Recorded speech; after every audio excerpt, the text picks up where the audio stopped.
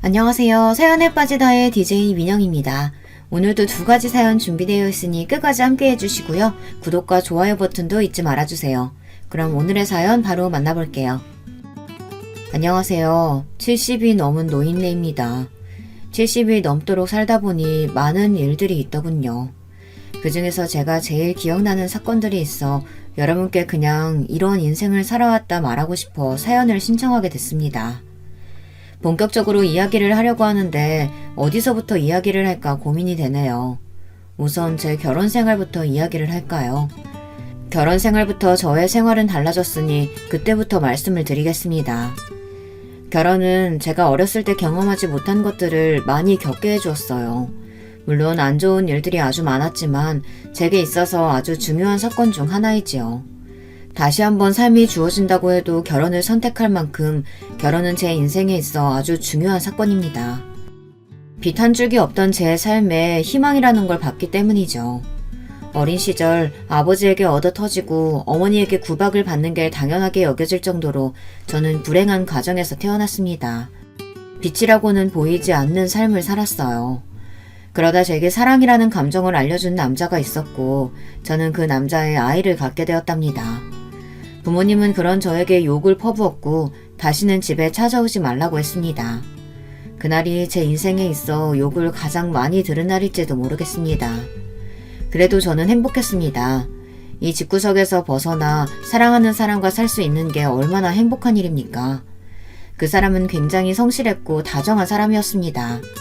앞으로의 제 인생이 행복으로 가득 차 있을 거라고 생각했어요. 아무도 축복을 하지 않았지만 저희는 아이와 함께 행복하게 지낼 수 있겠다는 확신이 있었습니다. 하지만 그 확신은 바로 깨져버리고 말았죠. 그 사람이 얼마 지나지 않아 죽고 말았기 때문입니다. 저는 그 사람이 잘 버티고 있었다고 생각했어요. 그런데 지금 생각해보면 그 당시에 저도 불안해서 그 사람이 잘 버티고 있어야만 한다고 생각을 했나 봅니다. 그 사람에게 괜찮은지 물어본 적이 없었던 것 같네요. 그 사람이 떠난 이유는 다름 아닌 사기 때문이었습니다. 다 같이 잘 살고 싶은 마음에 투자를 했는데 그 사람이 사기꾼이었고 그 사람은 어떻게든 돈을 찾으려고 노력했지만 이미 없어진 돈 어디서 찾는가 말입니까? 결국 찾지 못하고 그 사람은 유서 한 장만 남겨두고 세상을 떠났습니다. 정말 절망적이었어요. 겨우 밝혀둔 불이 꺼지고 말았죠. 그땐 저도 어렸고 딸도 어린 나이고 어떻게 해야 할지 몰랐습니다. 저는 살기 위해 발버둥을 쳤습니다. 심지어는 밤일도 해봤죠. 그러다가 이건 도저히 아닌 것 같다는 생각에 다시 친정집으로 가서 무릎을 꿇고 싹싹 빌었습니다. 한 번만 봐달라고 용서를 구했어요.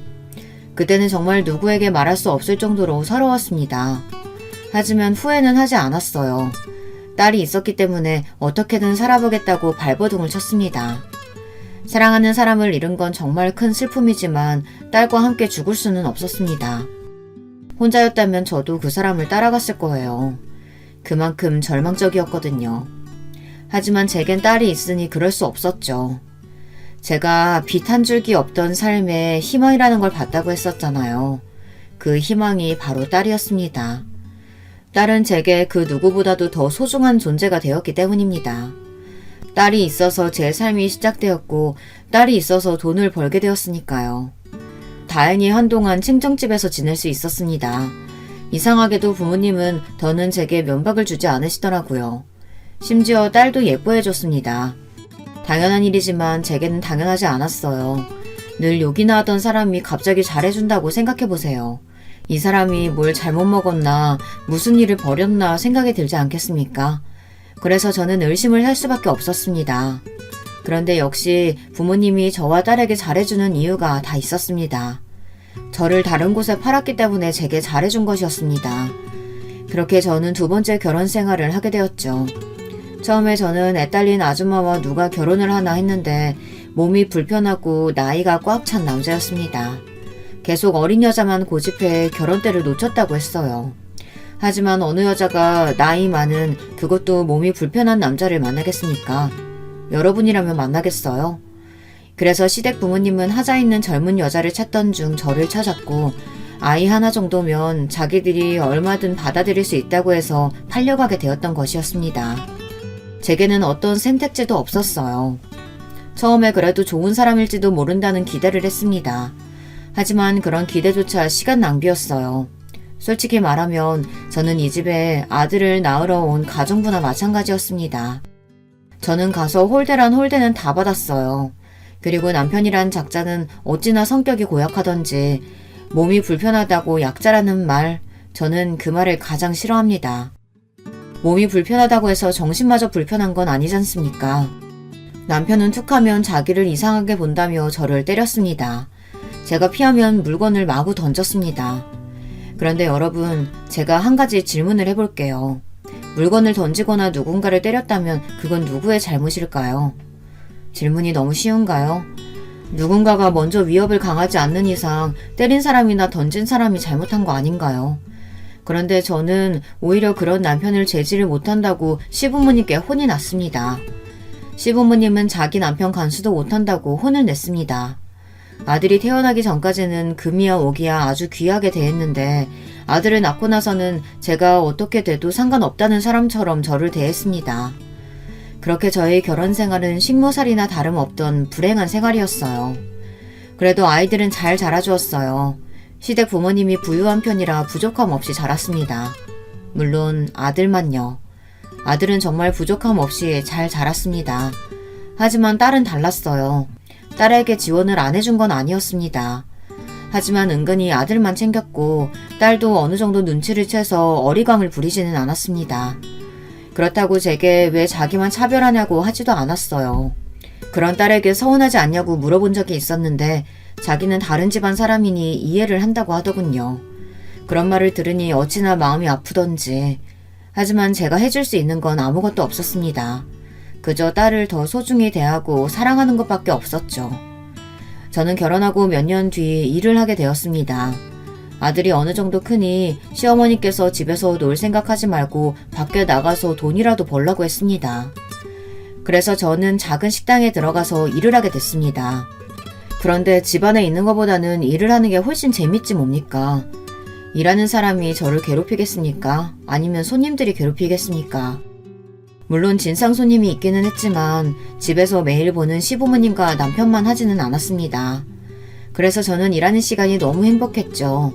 집에만 있으면 구박만 받고 맞기만 하는데 저를 필요로 해주는 사람도 있고 즐겁게 일을 할 수 있다는 게 어찌나 즐겁던지 아이들만 아니었으면 당장 뛰쳐나와 혼자 즐기고 싶은 마음뿐이었습니다. 저는 몇 년 동안 일을 하고 집에 들어와 아이들을 보고 남편 뒷바라지를 하며 살았습니다. 그러고는 한 번씩 친정으로 갔었죠. 가서 욕만 먹는데도 부모라고 인사를 하러 갔습니다. 그러다 제가 참지 못한 일이 생기고 말았는데요. 아니 글쎄 남편이란 인간이 바람이 났지 뭡니까. 그 작자는 돈이 없었으면 살지 못했을 거예요. 돈으로 이 여자 저 여자 만났더라고요. 그 모습을 보고 저는 정말 아들을 낳기 위한 존재였다는 걸 깨달았습니다. 그 모습을 보고도 시부모님은 아무 말 하지 않으셨기 때문이에요. 저는 더는 참을 수가 없어 남편에게 따졌습니다. 정말 너무한 거 아니에요? 이 집에서 집안일도 하고 일도 하고 당신이 하는 게 뭔데요? 바람 피우는 거? 지금 그게 당신이 할 짓이에요? 왜? 너도 내가 몸 불편하다고 무시하는 거냐? 내 몽둥이가 이렇다고 아무랑 못 만날 것 같아? 아니, 지금 그게 문제예요? 당신이 바람을 피우고 있다는 게 문제잖아요. 이게 보자 하니까 어디서 여자가 하늘 같은 서방한테 소리를 쳐? 이게 정신이 나갔나? 저 이렇게는 못 살아요. 제발 좀 정신 좀 차리세요. 니까짓게 못 살면 야 너는 나 아니었으면 니 딸이랑 그냥 거지꼴로 살았을 거. 내가 데려와서 아들도 낳게 하고 잘 사는 집 며느리도 하겠구만. 말하는 거 보면 하여튼 이래서 없는 것들 데려오면 안 되는 건데. 에휴. 저는 남편의 이야기를 듣고 충격을 받을 수밖에 없었습니다. 남편의 당당한 태도에 대해서는 충격을 받지 않았어요. 그럴 만한 인간이라고 생각했기 때문이죠. 하지만 딸은 완전 남처럼 생각하더군요. 아무리 피가 섞이지는 않았어도 그래도 제 자식인데 그런 식으로 이야기하는 건 너무하지 않나요? 저는 그 이야기를 듣고 남편의 뺨을 때렸습니다. 그리고 저는 남편의 지팡이에 머리를 맞았고 순간 눈앞이 캄캄해지며 쓰러지고 말았습니다. 그리고는 딸의 소리와 함께 정신을 차려 일어날 수 있었어요.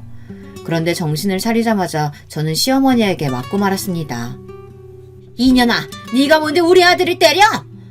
하지 마세요. 우리 엄마 때리지 마. 그 애미의 그 딸이라더니 아주 성격이 고약한 건 닮았구만. 그러는 할머니는요, 성격이 얼마나 거지 같으면 아저씨 성격이랑 똑같아요? 그리고 우리 엄마가 어때서요? 딸은 저를 대신해 필사적으로 시어머니에게 대들었습니다. 저는 그만하라고 할 힘도 없었습니다. 이게 어리다고 봐줬더니 뚫린 게 입이라고 아주 나불나불거리고 있어. 아이고, 이런 걸 우리 장손이 누나라고 부른다니. 아이고, 두야. 어머니, 저희 딸 예뻐해달라고 하지 않을게요. 그런데 딸에게 뭐라고 하지는 말아주세요. 힘이 없었지만 딸에게 뭐라고 하는 건 참을 수 없었습니다. 지 딸이라고 챙기는 것 좀 봐라. 시어머니는 저와 딸을 훑어보며 혀만 계속 찼습니다. 얘, 너 설마 우리 아들이 다른 사람 만난다고 때린 거니? 너 그런 거야? 저는 아무 말도 못했습니다. 아니, 당연한 말을 왜 해야 하는지도 몰랐죠. 너는 말도 못해, 이년아? 안 사람이 얼마나 못했으면 다른 여자를 만났겠어? 나는 말이다, 안 사람 도리는 다 했어. 그래서 우리 집 양반이 어디 바깥으로 나들지도 않고 집에만 있잖니? 너는 네 잘못도 모르고 지금 우리 집안 귀한 아들 때린 거니? 참 어이가 없어서. 그럴 거면 나가! 이 집에서 나가라고! 쟤랑 같이 손잡고 나가면 되겠네. 아, 그리고 사돈 내는 가봤자 너 반기지도 않으실 게다. 이미 한번 나갈 딸이라고 처음부터 막 굴려도 된다고 하는 부모가 도대체 어디 있니? 아휴, 결혼만 잘 됐으면 내가 이런 집안 받지도 않는 건데. 시어머니의 말이 놀랍지는 않았습니다. 부모님이 그런 소리를 했다는 것도, 남편이 바람을 피운 게 제 탓이라는 것도 시어머니가 늘 하시던 말이라 아무렇지도 않았어요. 그래서 저는 집을 나가기로 결심했습니다. 이런 집이면 나가는 게 저에게도 도움이 되겠죠. 하지만 제가 나갈 수 없는 한 가지가 있었습니다. 이 집에서 가장 중요한 게 뭐가 있겠습니까? 아니, 제 인생에 있어서요. 딸과 아들, 제 자식들입니다. 시부모님과 남편에게 딸이 중요할까요? 없어도 그만인 사람들이 뭐가 아쉬워서 딸을 중요하게 생각하겠습니까? 하지만 아들은 다르죠. 제가 나간다고 하니 그럼 딸과 함께 나가라고 하더군요. 그래서 제가 4배 아파 낳은 자식은 아들도 있으니 아들과 함께 나가겠다고 했습니다. 제 배 아파 낳았으니 아들도 같이 데리고 나갈 거예요. 엄마 없이 어떻게 애를 키워요? 따라가면 당장 애 밥은, 애가 하고 싶어 하는 건, 애 환경은 우리 손자가 그렇게 사는 꼴을 못 본다. 그리고 우리가 얼마나 손자한테 잘해줬는데 그럼 우리 자식이지? 솔직히 너도 우리 아들 아니었으면 아들 보지도 못했을 거 아니냐? 애는 못 준다. 나갈 거면 조용히 둘이서 나가야지. 아무 잘못 없는 애를 왜 데리고 나가긴 데려가? 시어머니는 남편과 정말 똑같은 말을 하며 아이를 못 준다고 했습니다. 그냥 도망칠까 생각을 많이 했지만 저는 그럴 수 없었습니다. 차마 아들을 버리고 갈 수는 없었죠. 아무리 잘 산다고 해도 자식을 버리고 가는 사람이 그게 부모라고 할 수 있겠습니까? 결국은 상처만 받고 시댁에서 살 수밖에 없었습니다. 하지만 그날 이후 딸마저 냉대를 받았습니다. 엄마가 미안해. 엄마가 뭐가 미안해. 내가 할머니한테 대들어서 그런 건데. 난 괜찮아. 그럴수록 저는 딸을 더 아낄 수밖에 없었습니다. 그런데 이게 또 문제가 되더라고요. 아들이 왜 누나만 챙기냐고 하더라고요. 누나는 우리 가족도 아닌데 왜 챙겨? 왜 나만 미워해? 엄마는 왜 우리 가족이 아닌 사람한테 잘해주는 건데? 저는 아들의 말을 듣고 놀랐습니다. 아들 입에서 딸이 우리 가족이 아니라는 건 처음 들었기 때문입니다. 그리고 아들은 제 딸을 정말 잘 따랐기 때문에 그런 말을 할 거라고 상상도 하지 못했습니다. 하지만 이 이야기가 나왔다는 건 어디서 들었다는 거겠죠. 저는 아들에게 그런 소리를 어디서 들었냐고 물었습니다. 너 그런 말 어디서 들었어? 누나가 왜 우리 가족이 아니야? 누나도 우리 가족이야. 내 딸, 내 아들 같은 배에서 나왔는데 누가 가족이 아니래? 앞으로 그런 말 하는 거 아니야. 그리고 누가 미워해? 우리 아들이 세상에서 제일 좋은데. 이상하다. 할머니가 그랬는데 그럼 할머니가 거짓말한 거야?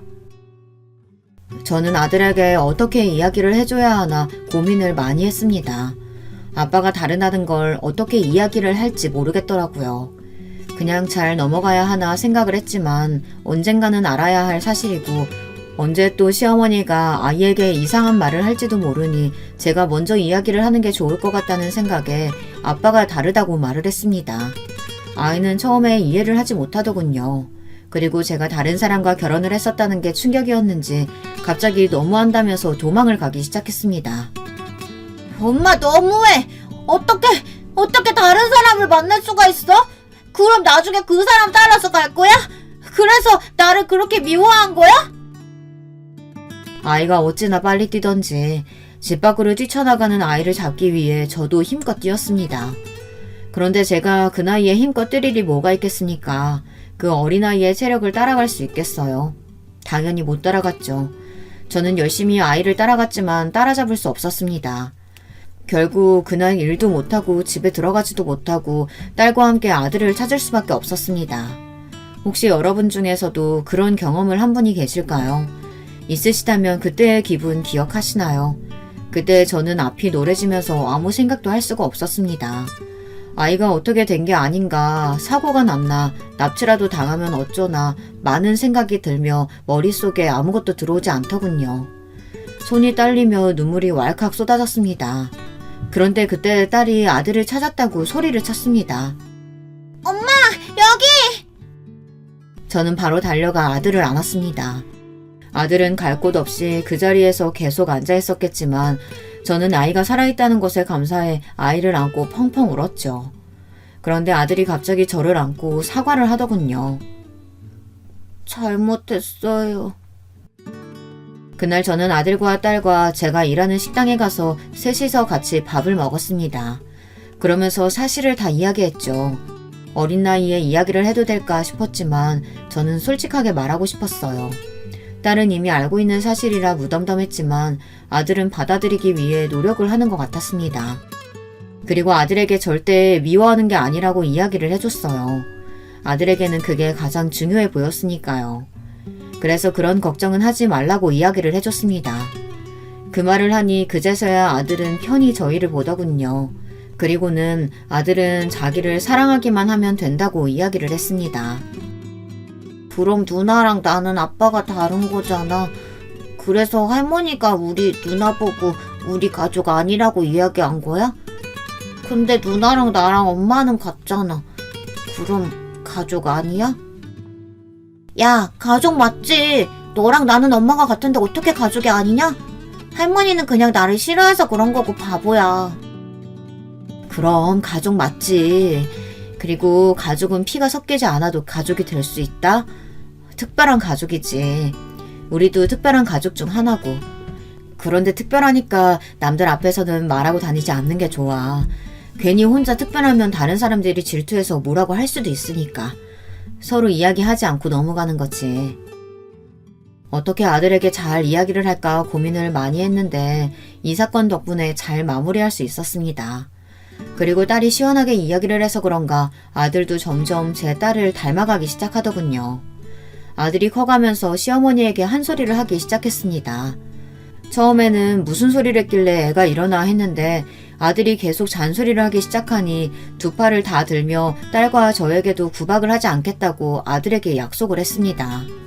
하지만 차별이 없다고 하면 거짓말이죠. 당연히 딸에게는 차별을 했고 저는 그런 딸에게 너무 미안했습니다.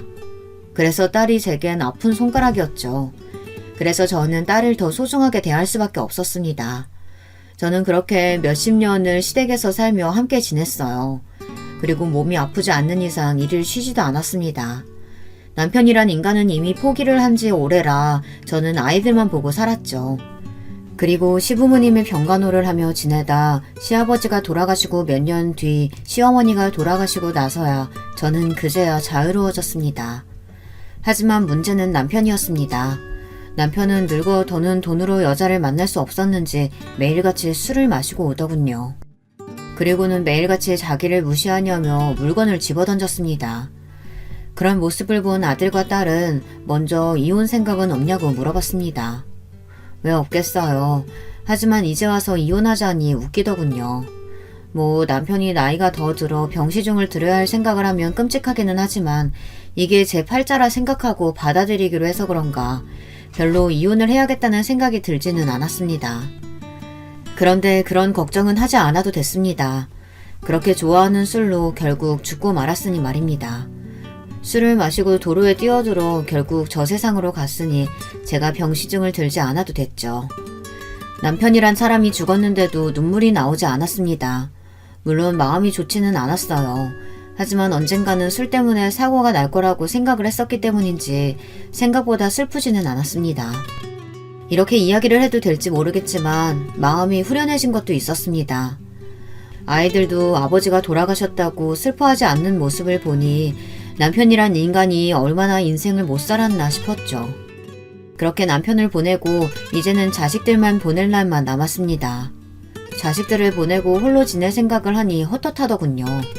하지만 딸과 아들도 새로운 가족을 찾아야 하지 않겠습니까?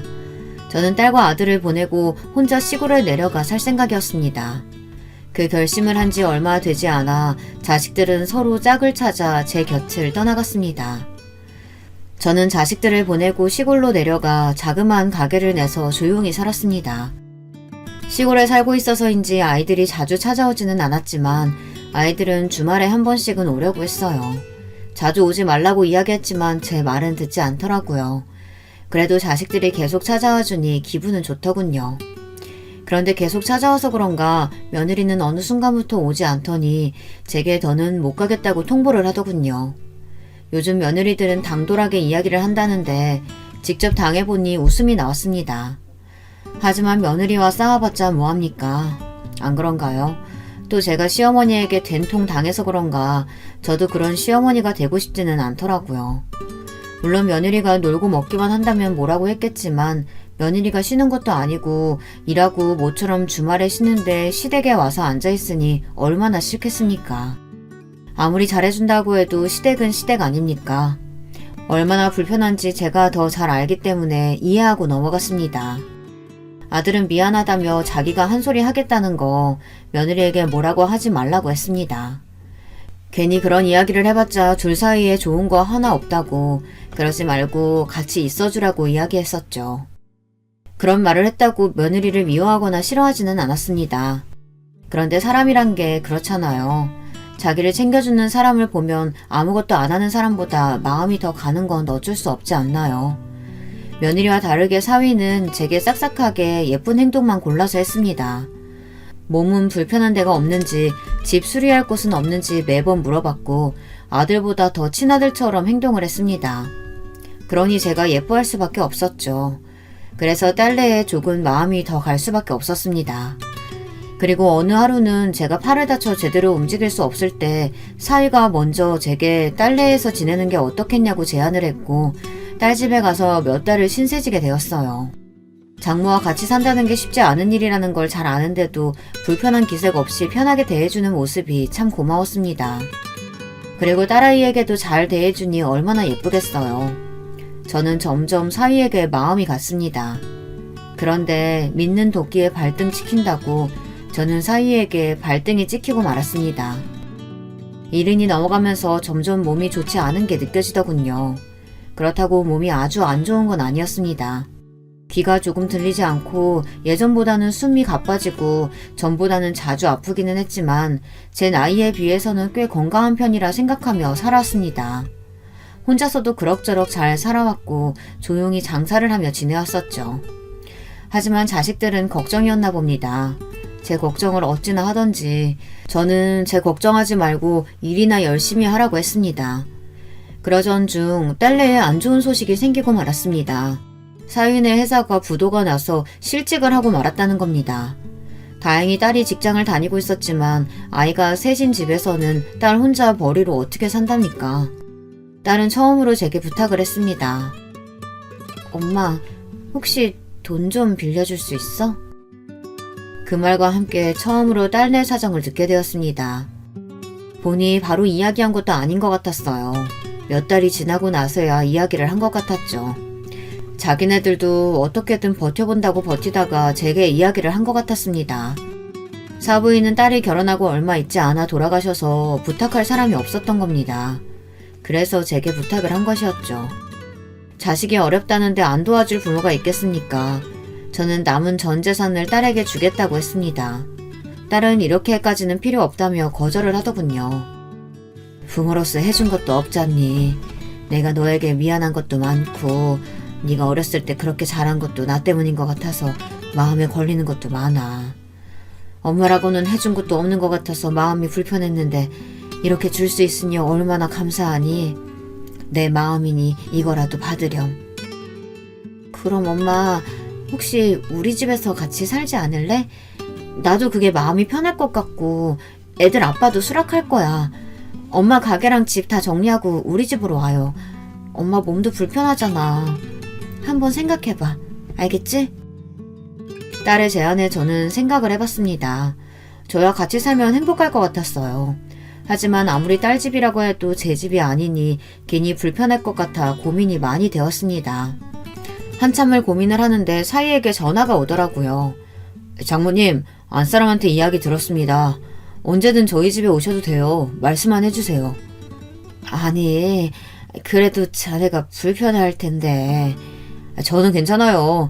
아이들이야 어머님을 워낙 좋아해서 별 문제 없을 거고.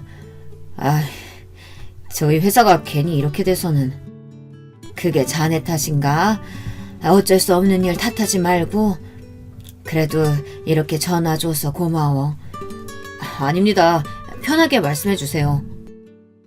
사위의 말에 저는 딸 집에서 지내기로 마음을 먹었습니다.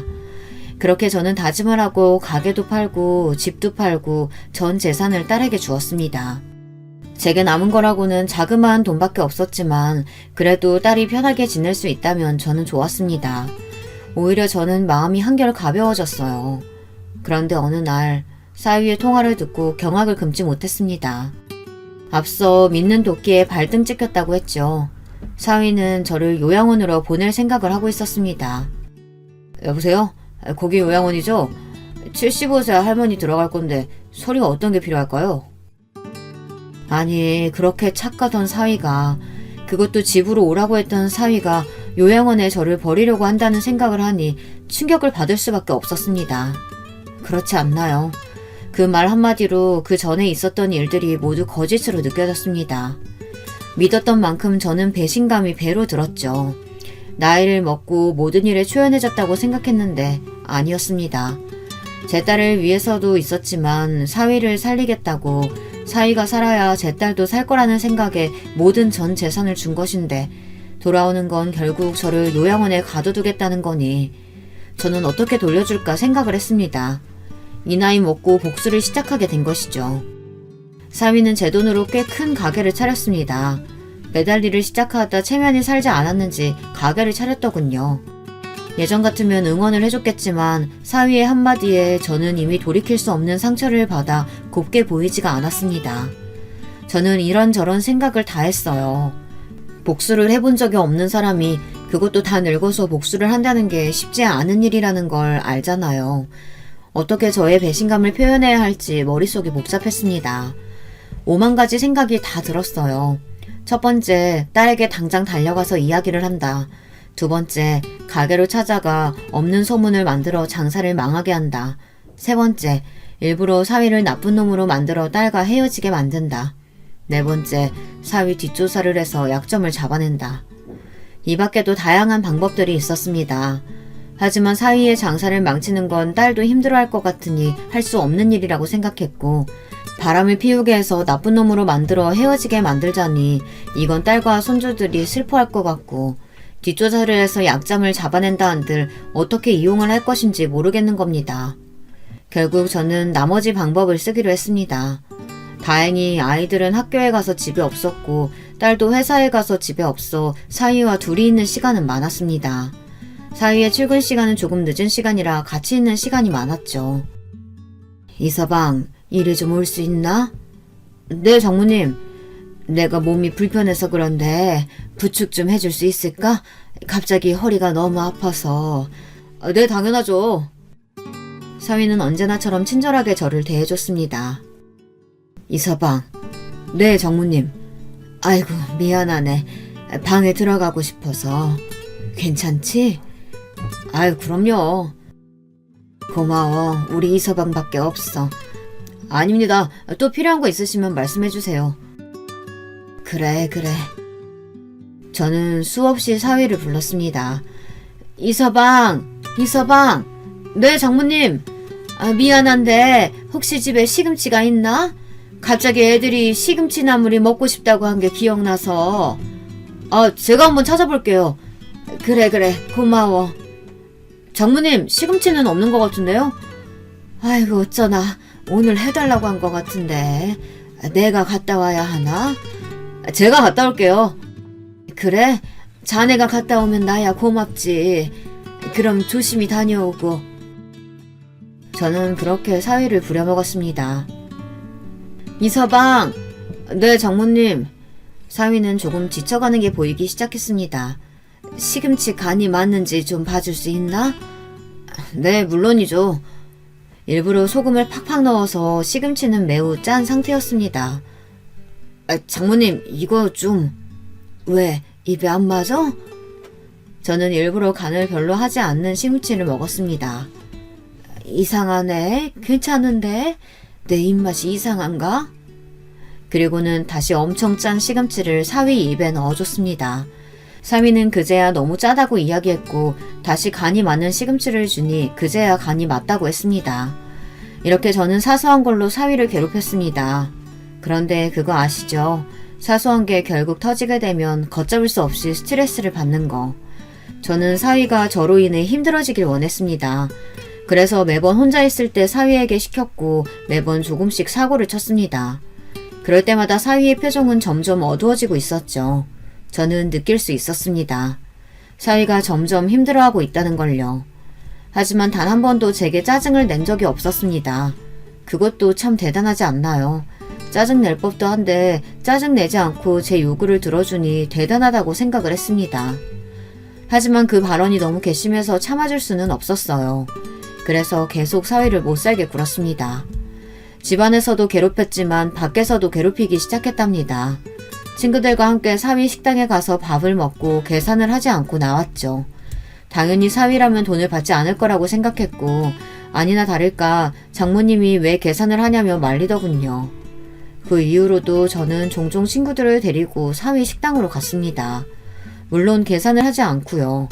시간이 지나면 지날수록 사위의 표정은 좋지 못했습니다. 그리고 중간중간 제가 이것저것 막 시키기까지 했고요. 사위는 더는 참기 힘들었나 봅니다. 결국 터질 대로 터진 모양입니다.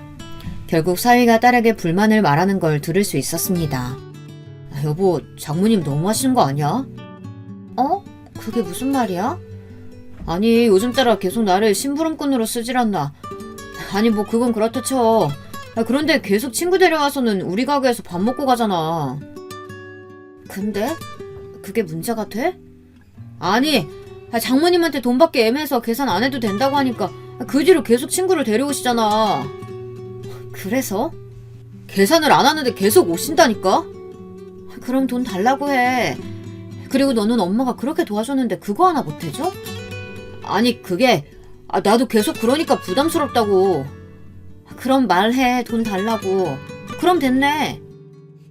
딸의 시원시원한 성격 덕분에 사위는 아무 말도 할 수가 없었습니다.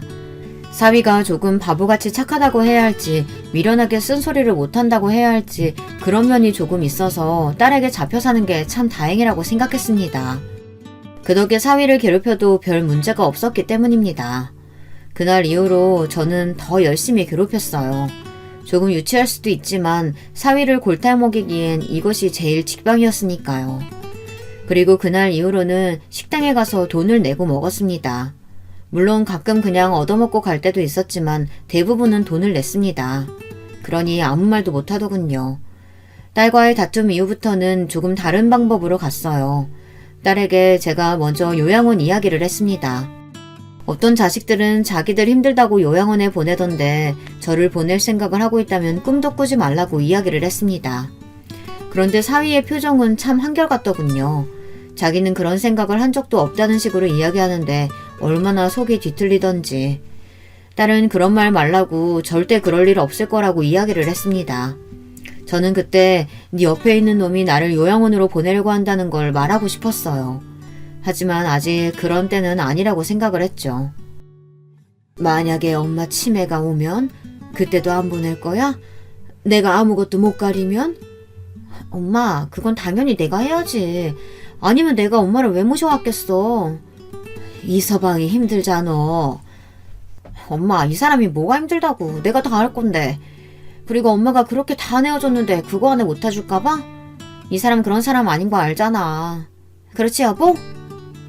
딸은 사위를 정말 많이 믿는 눈치였습니다. 하지만 그러면 그럴수록 사위의 표정은 좋아지지 않았습니다. 그리고 저는 본격적으로 사위를 못살게 굴기 시작했습니다. 사위에게는 심부름을 시켰고 맞게 가져온 걸 내가 언제 이걸 시켰냐며 시치미를 떼었습니다. 사위는 정말 억울해하더군요.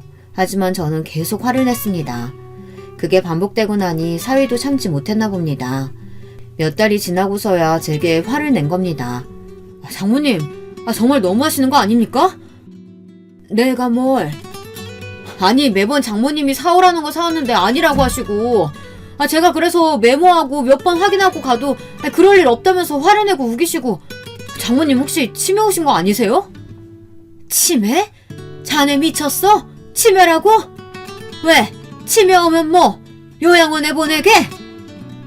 아니, 무슨 그런 말을. 들었잖아요. 요양원 안 보낸다고. 내가 자네 속셈 알아. 누굴 속이나 귀신을 속이지. 저는 사위의 말에 아무것도 대답하지 않고 계속 나를 요양원에 보내려고 하는 거 아니냐고 이야기를 했습니다. 사위는 저와 더는 말이 안 통할 것 같았는지 대화를 끝내더군요. 그날 이후 저는 치매 검사를 하러 갔습니다. 하지만 치매일 리가 없죠. 사위는 계속 답답하다며 제게 이야기를 했습니다. 그리고 화를 낸 이후로는 참지도 않더군요. 그 모습을 보고 딸이 또 뭐라고 했습니다. 당신 요즘 엄마한테 너무 막 하는 거 아니야? 나도 참을 만큼 참았어. 정말 너무 하시는 거 아니냐고. 나도 힘들어. 당신도 이제 일 그만두고 어머님 봐봐. 얼마나 힘드나. 매일 시키면서 그거 아니라고 하고 화내고. 아니 가끔은 물건까지 던진다니까? 내가? 내가 물건을 언제 던졌어? 장모님. 또 왜 매번 저를 이상한 사람으로 만들어요? 저 그럼 할 말 없어요. 장모님 도대체 저한테 왜 그러세요? 사위가 정말 답답했나 봅니다.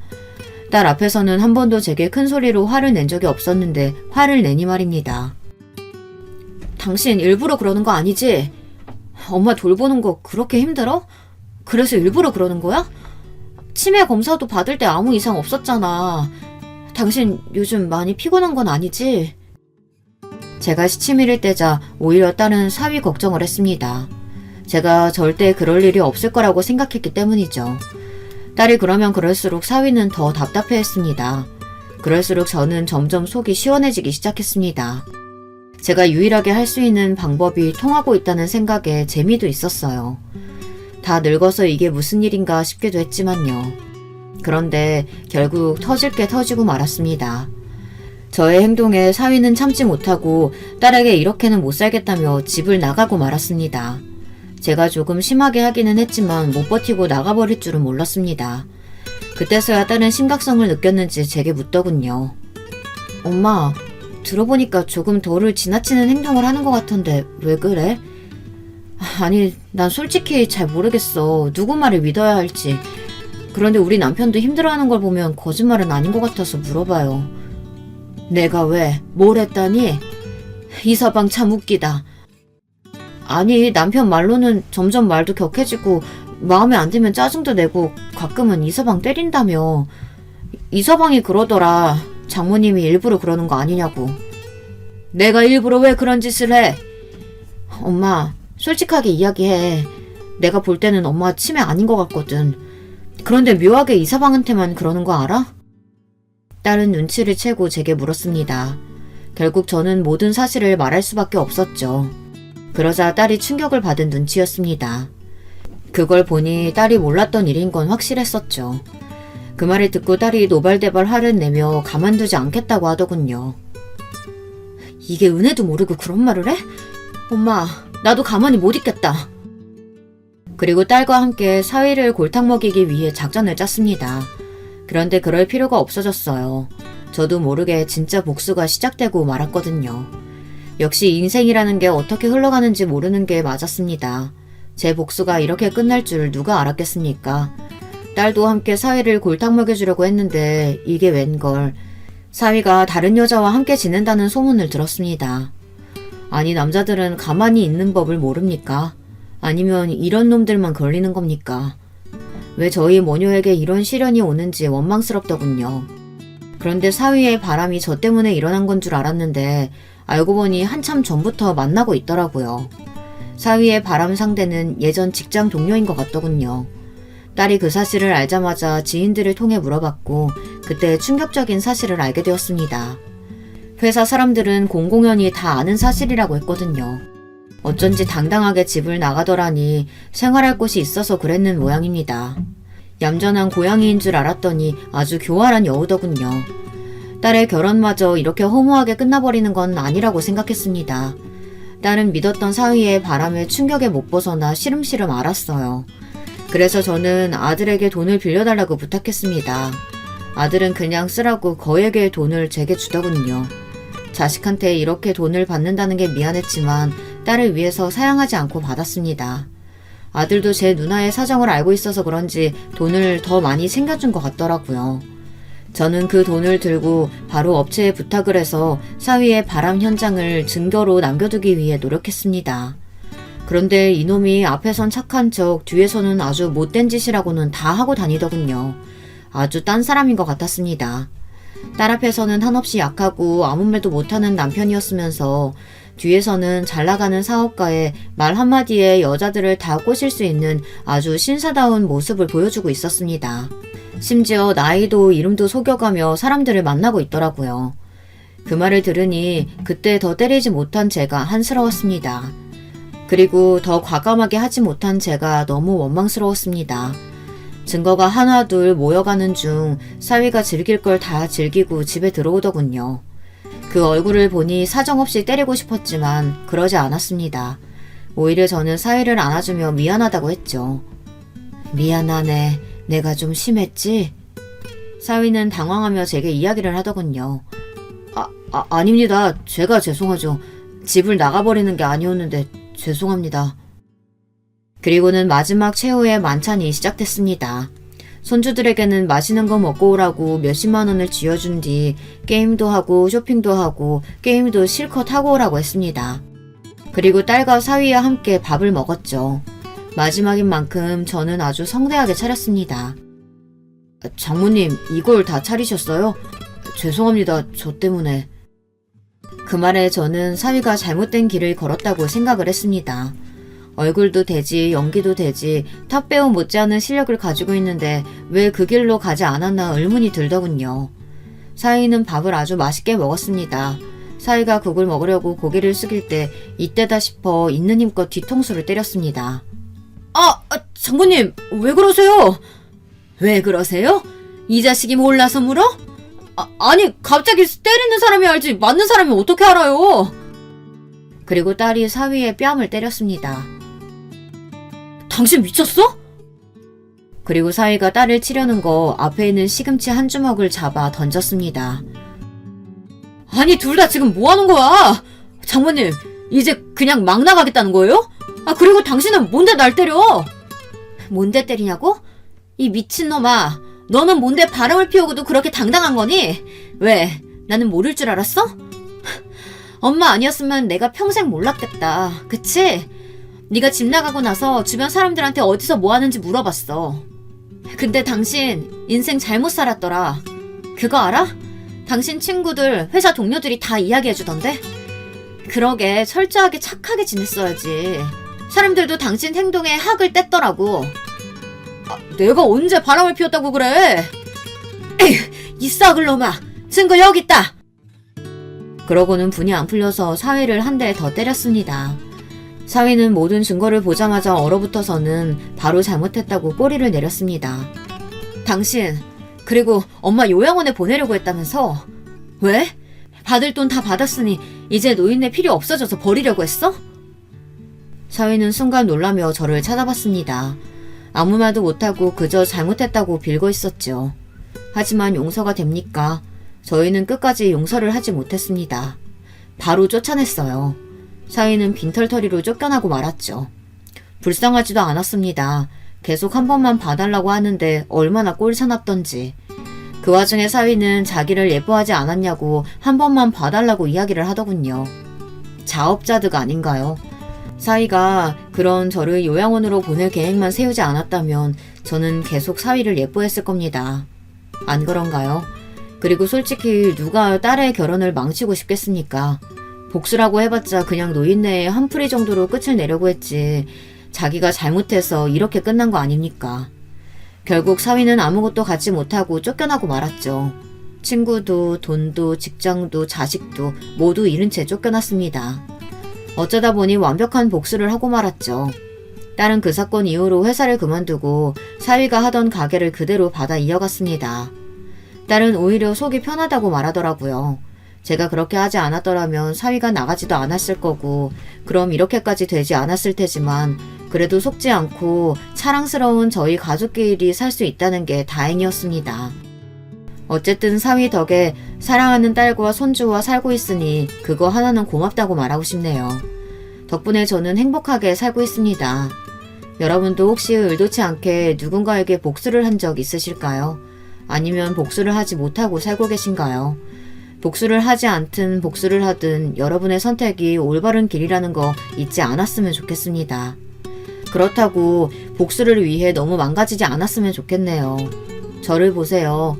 시부모님은 나이 들어 죽고 남편이란 작자도 사고 나서 죽고 제가 모든 재산을 받았고 결국 제가 제일 편안하게 살고 있지 않습니까? 그리고 사위도 보세요. 제가 불을 켜고 아등바등 복수를 하려고 했다면 사위는 일찍 알아차리고 이렇게까지 나락으로 떨어지지 않았을 겁니다. 분명 잘못 살고 있는 사람들은 결국 벌을 받게 되어 있는 것 같습니다. 죽어서라도 받을 거라고 생각해요. 물론 제가 편히 살 수 있기 때문에 이런 소리도 하는 거겠죠. 그럼 이 늙은이 더는 헛소리 하지 않고 그만 이야기를 끝내도록 하겠습니다. 이 긴 이야기 들어주셔서 정말 감사합니다. 여러분, 두 번째 사연 시작하기 전에 좋아요, 구독 꼭 눌러주실 거죠? 그럼 두 번째 사연 바로 시작합니다. 저는 우리나라의 40대 평범한 가장이었습니다. 어릴 적부터 평생을 성실히 살아오신 부모님을 보고 자라 사소한 방황 한 번 하지 않고 무탈하게 자라왔다고 자부할 수 있었죠. 매일 새벽 4시면 칼같이 일어나셔서 신문 보급소 문을 여시고 신문 배달까지 하시던 부모님과 바쁜 부모님을 돕기 위해 어릴 적부터 저를 위해 아침을 차려주던 누나까지 가족 모두가 한 팀처럼 움직였으니 저 또한 성실하게 생활하며 부모님을 도울 수 있는 일이라면 뭐든지 해야 한다고 생각했죠. 물론 성실한 부모님이라고 해서 제게도 다 좋기만 한 것은 아니었습니다.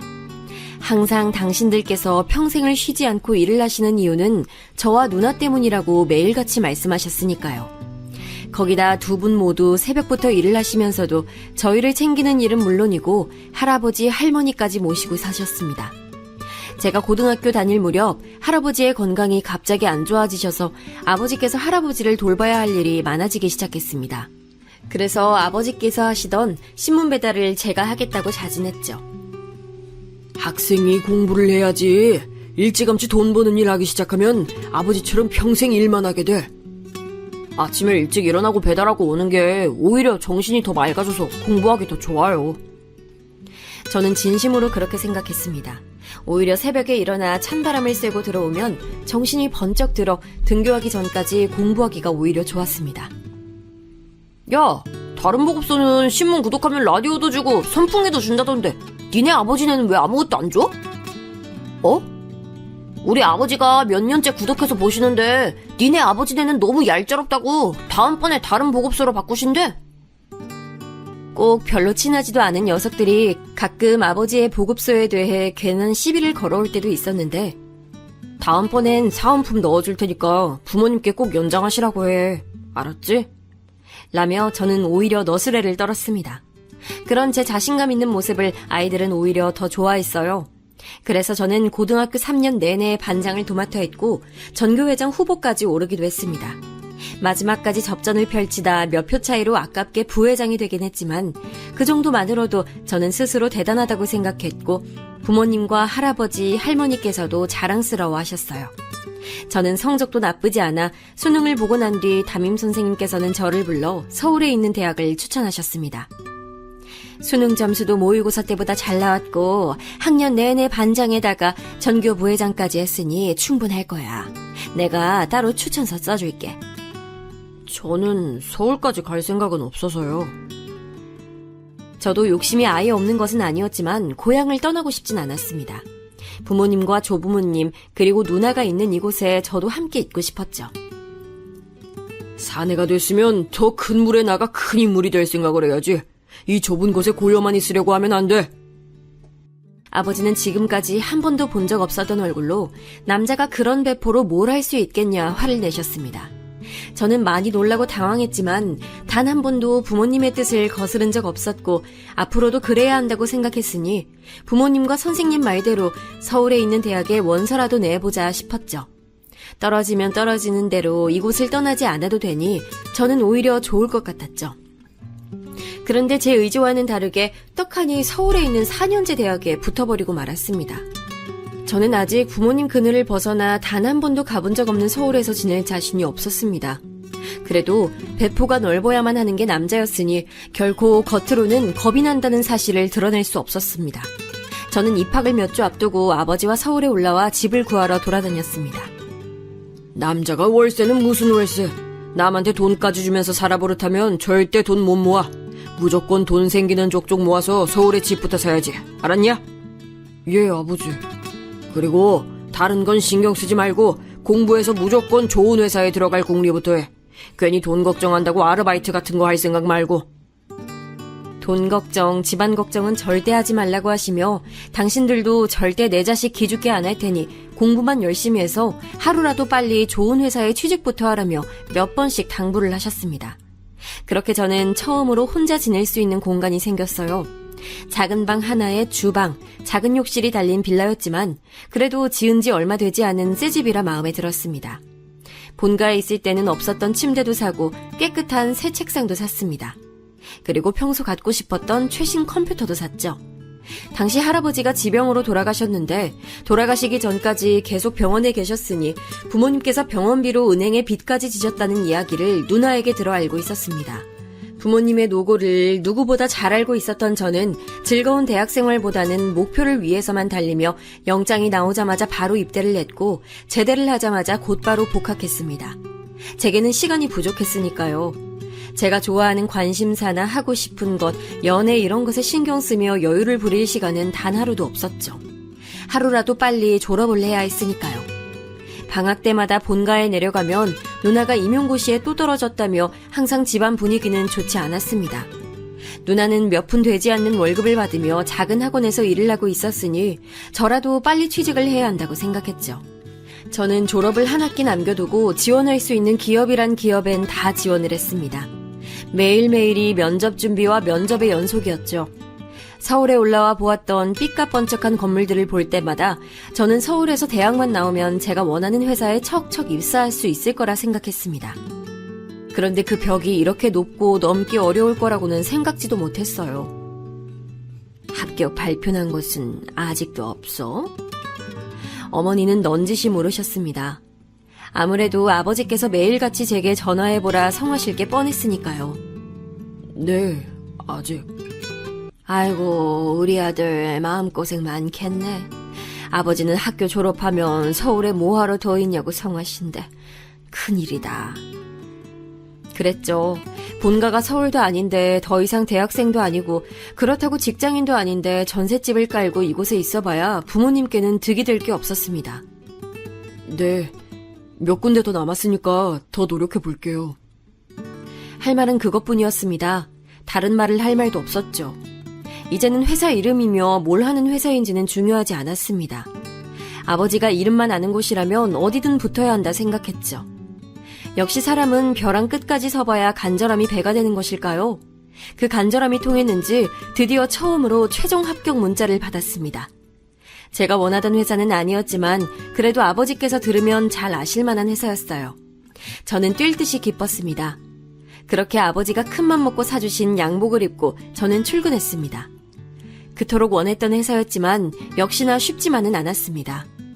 대학을 다닐 때와는 하늘과 땅 차이였죠. 지금까지 공부해온 것들은 아무짝에도 쓸모가 없었습니다. 하루 종일 상사들의 뒤치다꺼리를 하느라 식사를 거르는 일도 많았고 이런저런 핑계를 댈 수 있는 여자 직원들과는 달리 남자 신입 사원은 상사들과의 술자리와 접대자리에는 절대 빠질 수 없었으니까요. 그러던 어느 날이었어요. 고생했어요. 집이 어디예요? 선임이 먼저 고생했다며 제 존재에 대해 알아주고 먼저 무엇인가 물어봐준 것은 입사 이후 처음 있는 일이었습니다. 그 선임은 회사에서도 일 잘하기로 소문난 여자 상사였는데 저보다 딱 1년 먼저 들어왔다는데도 선임들 사이에서 모두가 입이 마르게 칭찬할 만큼 회사에서는 능력자로 통했죠. 외모도 훌륭한데 명문대 출신이었고 들고 다니고 입는 것마다 모두 다 명품에 고등학교도 강남 8학군에서 나왔다며 소문만 무성했었는데 직접 마주친 것은 처음이었습니다. 마침 가는 방향이 같아 능력자 선배와 저는 함께 택시를 탔죠. 나 신입 때는 술자리는 거의 없었는데 올해는 되게 자주 생기네요. 아, 그런 거예요? 저는 회사원들은 원래 다 이렇게 매일 마셔대는 줄 알았어요. 별말하지 않았는데 선임은 뭐가 그렇게 재밌는지 제 말에 빵 터져서는 자꾸 웃더라고요. 저는 제가 뭘 실수했나 싶어 물었는데 선임은 본인도 회사원이면서 회사원이라고 말하는 게 너무 웃기다며 웃음을 멈추질 않았습니다. 저는 머쓱해서 괜히 머리만 긁적거렸죠. 그러고는 어느 학교를 나왔는지 회사 생활은 어떤지 동기 중 누구와 제일 친한지 쉬지 않고 제게 질문을 하더라고요. 다른 선임이 그랬다면 왠지 불편했을 수도 있었을 것 같았는데 능력자 선배는 굉장히 자연스럽게 편하게 얘기를 이끌어주어서 뭔가 전부터 알던 친구와 얘기를 나누는 것 같았습니다. 나이도 동갑인데 둘이 있을 땐 우리 편하게 지내요. 친구처럼. 능력자 선배도 저와 같은 마음이었는지 먼저 친하게 지내자 얘기를 해주더라고요. 저야 당연히 싫지 않았죠. 회사 내에서 퀸카로 유명한 여자 선임과 사적으로 친구라니요. 제가 좀 앞서가는 것일 수도 있었지만 어쩐지 능력자 선배의 질문들에 나름 제가 잘 대답을 했나 싶어 약간 우쭐해지기도 했습니다. 그러다 결정적으로 능력자 선배와 아주 가까워진 계기가 있었습니다. 회사 내에 체육대회가 있어서 함께 준비물과 도시락 예약을 하기 위해 함께 외출을 나간 적이 있었는데 도시락 가게와 사무용품들이 즐비한 골목을 돌아다니며 함께 다니다 보니 이상하게도 묘한 기분이 들었습니다. 선임은 회사 일인데도 조금이라도 아껴보겠다고 가격 흥정을 했고 그게 잘 통하지 않을 때면 덤이라도 하나 더 얻으려 사장님들과 실랑이를 했습니다. 저는 그 모습이 이상하게 전혀 불편하지 않더라고요. 오히려 적당한 선을 지키면서 상대방의 기분까지 좋게 해준다고 할까요? 저는 자꾸만 선임의 그런 모습들에 시선이 끌렸고 가슴이 술렁였습니다. 그 나이까지도 모태솔로나 다름없었던 저는 처음 느껴지는 감정과 떨림에 심하게 동요하기 시작했습니다. 제 마음을 의식하기 시작하자 감정은 걷잡을 수도 없이 커져버렸고 점심을 함께 먹는 내내 제 앞에 마주 앉은 선임의 얼굴을 똑바로 쳐다볼 수조차 없더군요. 너무 떨려서요. 그런데 그때 선임의 휴대폰으로 누군가에게 전화가 걸려왔는데 왠지 급한 일인 것 같았습니다. 왜요? 회사에 무슨 일 생겼어요? 회사는 아니고 어머니께서 갑자기 쓰러지셔서 응급실이라고. 선임은 많이 놀랐는지 가녀린 손까지 벌벌 떨며 휴대폰을 쥔 손을 어쩔 줄 몰라 하고 있었습니다. 어디 병원 응급실인데요? 저는 뭐라도 도움이 되어야 할 것만 같아 서둘러 계산을 하고 가게 밖으로 나왔고 택시부터 잡았습니다. 그리고 놀란 선임의 어깨를 부축하며 택시 뒷좌석에 함께 올라탔죠. 응급실까지 가는 동안 저는 회사에 전화를 걸어 상황을 설명하고 선임이 많이 놀라 제가 응급실까지 모셔다 드리고 복귀하겠다 전달했습니다. 응급실에 도착해 선임의 어머님께서 계시다는 병실로 달려갔는데 다행히도 큰일은 아니었고 어머님께서 원래도 당뇨가 있어 어지럼증이 좀 있으셨는데 하루 종일 일이 바빠 식사도 못하시고 잠깐 바람을 쐬러 밖에 나왔다가 순간 쨍한 햇빛에 머리가 핑 돌며 바닥에 주저앉아 버리셨다는 것이었습니다. 선임은 그제야 좀 긴장이 풀렸는지 그 큰 눈으로 눈물을 펑펑 쏟아냈습니다. 엄마는 왜 밥을 안 먹고 이래? 어머니의 품에 안겨 제발 건강 좀 챙기라며 울먹이는 선임의 모습이 안쓰러우면서도 어머니를 걱정하는 모습이 예뻐 보였습니다. 그때 깨달았죠. 제가 우리 회사 킨카인 능력자 선배에게 빠져도 아주 단단히 빠졌다는 사실을요. 그래도 저만 하시길 다행이네요. 그러게요. 오늘 너무 고마웠어요. 아까 식당에서 나 혼자 있었음 아무것도 못하고 울고만 있었을 거예요. 저는 제가 한 것도 없는데 선임이 자꾸만 고맙다고 말하는 게 괜히 쑥스러워서 저희 할머니께서도 당뇨가 심하신데 끼니를 거르거나 두통이 있을 때 외출하는 건 삼가야 한다며 어머니께도 꼭 알려드리라면서 선임의 눈도 제대로 마주치질 못한 채 횡설수설 말했습니다. 그러자 선임은 저와 함께 있으면 왠지 마음이 편하다면서 병실 앞에 앉아 이런저런 얘기들을 함께 나눴습니다. 선임은 어릴 때 아버지가 갑작스레 사고로 돌아가셔서 그때부터 어머니가 혼자 힘으로 자신을 키워주셨다는 얘기부터 최근 들어 어머니 건강이 자꾸만 나빠지시는 것 같아 걱정이 된다는 얘기까지 제게 해줬습니다. 저는 어쩐지 기분이 좋았습니다. 회사에서는 다들 잘 알지도 못하면서 선임의 겉모습만 보고 고생 한번 안 해보고 좋은 집안에서 공부만 하며 커온 요조숙녀로들 알고 있었지만 저는 선임의 진짜 모습을 알게 된 것 같아서요. 그날 이후 저와 선임은 급속도로 가까워졌습니다. 회사에서뿐만이 아니라 퇴근 후에도 만나 함께 저녁을 먹기도 했고 쉬는 날은 함께 영화를 보기도 했습니다. 저희는 언젠가부터 자연스레 서로에게 말을 놓았고 이름을 부르기도 했습니다. 그렇게 점점 더 가까워지자 자연스레 연인으로 발전이 됐죠. 그렇게 시간이 흘러 이제는 여자친구가 된 선임은 대리로 승진을 했고 저는 얼마 전에 적금이 만기돼 이사를 하게 됐습니다. 아직 전세이긴 했지만 그래도 회사와 거리도 더 가까워졌고 전에 살던 집보다 넓은 거실에 투룸이라 전보다 훨씬 널찍하니 좋았습니다. 시작은 부모님의 도움이 있었지만 그래도 30이 되기 전에 조금이나마 제 힘으로 뭔가 이뤄낸 것만 같아서 집에 들어올 때마다 뿌듯했죠. 여자친구와 저는 거의 매일 집에서 데이트를 했습니다. 여자친구도 매일 출퇴근에 야근도 많이 하다 보니 퇴근하면 자연스레 저희 집에서 함께 저녁을 먹곤 했죠. 제 마음 같아서는 주말에도 만나 놀러 다니고 데이트도 하고 싶었지만 여자친구는 항상 주말이면 집에서 쉬고 싶다고 했어요. 그리고 여자친구의 어머니께서 워낙 혼자 계신 걸 싫어하신다며 주말에는 항상 어머니와 함께 있어드리려고 하는 것 같더라고요. 엄마가 한번 보고 싶다고 같이 식사 자리 한번 하자고 하시는데 어때? 너무 좋지. 내가 어머니 맛있는 거 대접할게. 아니야. 엄마가 집에서 맛있는 거 해준다고 했어. 여자친구와 연애를 하면 할수록 저는 점점 더 좋아졌습니다. 혼자 서울에 올라와 산 지도 10년 가까이 되다 보니 매일 혼자 밥을 먹고 혼자 아침에 눈을 뜨는 게 너무 외롭고 씁쓸했습니다. 안 그래도 저는 하루라도 빨리 여자친구와 함께 살고 싶다는 생각하며 결혼 생각이 간절했습니다.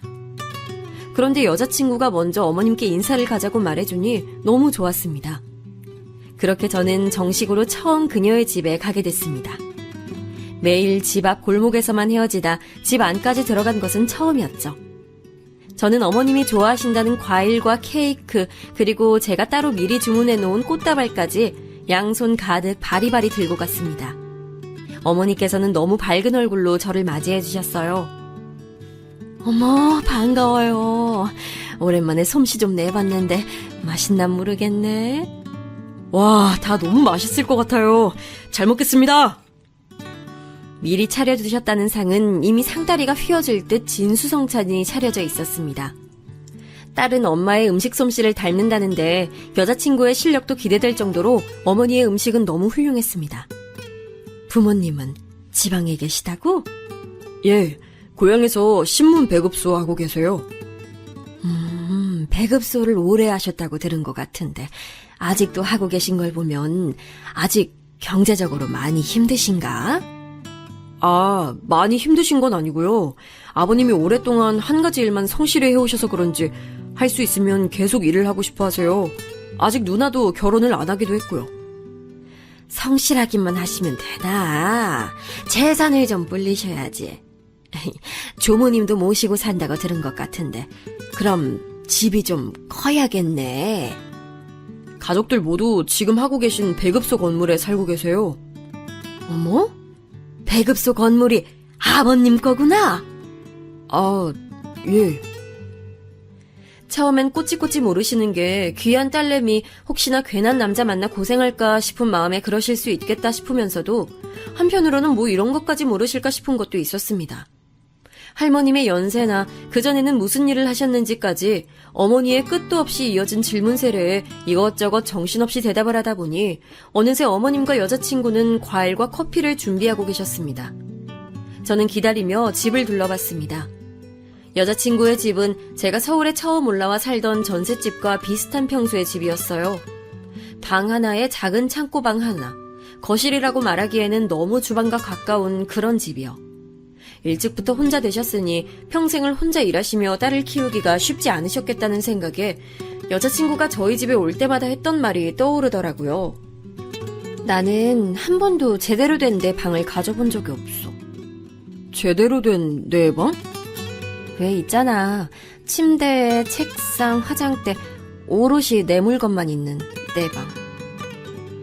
어릴 때부터 사정이 좋지 않아 어머니와 단둘이 이 집 저 집을 이사 다니다 보니 항상 작은 집에서 어머니와 같은 방을 썼다는 얘기를 여자친구에게 종종 들어 알고는 있었지만 실제로 제 눈으로 직접 그 모습을 보고 나니 조금 속상한 마음이 들었죠. 그리고 꼭 돈을 열심히 모아 결혼을 하게 되면 제 아내가 된 여자친구를 위해 그녀가 좋아하는 것들로만 꾸민 방을 선물로 주고 싶다고 다짐했습니다. 제가 지금까지 살아오며 했던 많은 다짐들은 항상 이루어지곤 했으니 이 또한 꼭 이룰 수 있을 거라고 생각했죠. 그런데 그날 과일과 커피를 마시며 여자친구와 어머님이 나눈 대화들이 시간이 흐를수록 조금씩 걱정되기 시작했습니다. 부모님이 다 지방에 계셔서 서울에 혼자 사는 아들 걱정이 많으시겠네.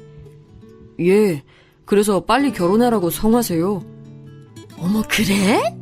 부모님께서 아들 장가 보낼 준비를 다 해놓으셨나? 그때까지만 해도 원래 솔직하시고 유쾌하신 성격이시다 보니 딸 가진 어머님의 걱정이 섞인 농담 반 진담 반 하는 사소한 질문이라고 생각했습니다. 아버지께서도 요즘 여자들이 서울에 30평대 아파트 아니면 결혼을 안 하려고 한다더라 하시면서 농담하시긴 하셨어요. 와, 아파트? 나 아파트 너무 살아보고 싶었는데. 그러게, 우리는 아파트 한 번도 못 살아봤네. 난 아파트 살면 베란다 확장 이런 거 안 하고 꼭 베란다 있는 게 좋더라. 지금 이 자리에서 결혼에 대해 구체적으로 얘기하기는 어려워서 대충 둘러댄 얘기였는데 이야기의 흐름은 마치 지금 당장 제가 결혼을 하게 되면 아파트를 떡하니 준비할 수 있을 것처럼 흘러갔어요. 그리고 가장 중요한 건 마치 여자친구의 어머님까지도 함께 살게 될 것처럼 말씀하셨다는 겁니다. 그날 이후 저는 눈치를 살피다 여자친구에게 말을 돌려 넌지시 꺼냈습니다. 만약 우리가 결혼을 하게 되면 어디에 살고 싶은지에 대해서요. 자기랑 같이 사는 건데 난 어디든 좋지. 그래? 그럼 아파트가 꼭 아니더라도 괜찮아? 그럼. 그날 한 얘기는 농담이지. 우리 자기 부담 가졌구나. 역시 제 여자친구였습니다. 다른 여자들처럼 서울에 30평대 아파트가 없으면 결혼 못한다며 헤어지자고 할 여자가 아니었죠. 그런데 다시 돌아온 여자친구의 대답에 저는 놀라 순간 무슨 말을 해야 될지 모르겠더라고요. 집은 아파트든 단칸방이든 상관없는데 사실 난 엄마랑 떨어져서 산다는 건 아예 생각해 본 적은 없어. 응? 그게 무슨 소리야? 난 결혼해도 엄마랑 같이 살고 싶어. 아무리 그래도 결혼하면 당연히 독립해서 나와야지. 엄마는 나 없으면 많이 외로워하실 거야. 이 이야기는 도대체 무슨 뜻일까요? 30이 다 된 성인이 어머니와 떨어져서 산다는 걸 생각해 본 적이 없다니 말입니다. 저는 여자친구가 들어도 기분이 나쁘지 않을 말들을 골라 계속해서 생각해봤지만 도저히 떠오르질 않았습니다. 그날도 결국 속 시원한 얘기는 나누지 못한 채 마음이 찝찝한 상태로 돌아왔죠. 물론 여자친구와 어머니가 오랫동안 서로 의지를 하며 살아온 세월을 생각하면 아예 이해하지 못하는 것도 아니었습니다. 하지만 결혼을 해서 저와 함께 산다는 건 전혀 다른 문제였죠. 처가살이도 생각해 본 적이 없는데 제가 모시고 산다니 말입니다. 오랜만에 만난 대학 때 친구들에게 고민 비슷하게 말을 꺼냈는데 다들 노발대발 난리들이더군요. 이미 결혼을 한 친구들은 더 난리였습니다. 시집살이는 옛말이고 요즘은 장모님들이 아이를 봐주시는 일이 많다 보니 자주 서로의 집을 왕래하는 일이 많아지면서 장서 갈등이라는 말이 나올 정도로 심각한데, 심지어 결혼함과 동시에 장모를 모시고 산다는 건 아주 신중히 생각해봐야 할 문제라고요. 듣고 보니 단순히 생각할 문제는 아니었습니다. 그리고 가장 중요한 건 저희 부모님께서 허락할 리 없는 문제였죠. 하지만 제가 너무도 사랑하는 여자친구에게 이런 제 마음을 어떻게 전달해야 할지 도무지 떠오르질 않았습니다. 그러던 와중에 할머니가 돌아가시게 되어 고향에 내려가게 됐는데, 여자친구가 자신도 함께 내려가 도울 일이 있으면 돕겠다며 함께 가자고 하더라고요. 제 여자친구였지만 정말 천사나 다름없었습니다. 어떤 여자가 결혼도 하기 전에 그 먼 시골까지 내려가 어른들만 잔뜩 계신 곳에 가고 싶겠어요. 역시 제가 사랑하는 사람이다 싶었죠. 할머니의 장례로 며칠 동안 정신이 없었는데도 저희 부모님께서는 처음 만난 제 여자친구가 마음에 드셨는지 슬픈 와중에도 여자친구를 챙기는데 여념이 없으셨습니다. 할머니도 보셨으면 너무 좋아하셨을 텐데. 엄마는 그렇게 시집살이를 하고도 할머니 돌아가신 게 슬퍼? 얘는? 당연하지. 너 행여나 아버지 앞에서 그런 소리 말어. 제 여자친구를 만나서 기쁜 마음이 크면서도 어머니는 할머니께 그 모습을 보여드리지 못해 아쉬워하셨는데, 누나는 그런 어머니의 모습마저 마음에 들지 않았는지 돌아가신 할머니 영정 사진이 바로 눈앞에 버젓이 있는 앞에서도 투덜거렸습니다. 제가 좀 더 빨리 인사드리러 올 걸 그랬나 봐요. 저도 할머니 꼭 뵙고 싶었는데. 아이고, 얼굴만 예쁜 게 아니라 말도 예쁘게 하네. 제 여자친구는 정말이지 부족한 점이라고는 없는 여자였습니다. 그 좋은 대학에 좋은 직장까지 다니려면 내내 공부만 해도 시간이 모자랐을 텐데, 어쩜 그렇게 나이도 어린 아가씨가 눈치도 빠르고 손도 야물딱지냐며 저희가 서울로 올라오고 나서도 저희 부모님께서는 입이 마르게 여자친구를 칭찬하셨습니다. 서울 깍쟁이라는 말도 다 틀린 말인가 보다. 그렇게 예쁘고 싹싹한 아가씨 절대 놓치면 안 돼. 결혼 비용 때문에 미루는 거면 걱정하지 말고 빨리 날짜부터 잡어. 아버지는 마음이 급하셨는지 집 사는데 필요한 돈은 어떻게든 도와줄 테니 후딱 식부터 올리라며 성하셨습니다. 아버지 말씀이 맞았습니다. 이런저런 고민이 있다고 해도 세상에 하나뿐인 제 사랑스러운 여자친구를 놓칠 순 없었죠. 뒷일이 어떻게 되든 한번 밀어붙여보자 싶었습니다. 저는 굳게 마음을 먹고 여자친구에게 프로포즈를 했습니다. 여자친구가 평소 좋아하던 식당을 빌려 노래도 부르고 미리 준비해둔 반지도 꺼내 손가락에 끼워주었죠. 프로포즈가 끝나고 감동의 여파가 아직 가라앉지 않은 분위기 속에 저는 달콤한 디저트를 먹으며 여자친구와 결혼에 대해 진지한 대화를 나눠봐야겠다고 생각했습니다. 저는 부모님께서 여자친구를 너무 마음에 들어 하신다는 말로 천천히 운을 뗐습니다. 그리고 할머니께서 돌아가시면서 아버지에게 남겨주신 땅과 재산이 조금 있어서 만약 우리가 결혼을 한다면 아버지께서 지금 당장 그 재산들을 정리해 서울의 30평대까지는 아니어도 작은 아파트 정도는 사줄 수 있다고 하셨다고 했습니다. 그러자 여자친구는 제게 와락 안기며 저희 부모님께서 능력자라며 엄지손가락을 축혀 올리더니 어떻게 서울의 아파트까지 사주실 수 있냐고 엄청 좋아하더라고요. 우리 엄마도 너무 좋아하시겠다. 그건 그렇고 사실은 나 그거에 대해 물어보고 싶었는데. 응? 뭔데? 물어봐. 자기 어머님 말인데 혹시 우리가 결혼해서 자기가 나오게 되면 혼자 살기 힘드실까? 제 질문에 여자친구는 잠시 아무 말도 없이 가만히 저를 바라봤습니다.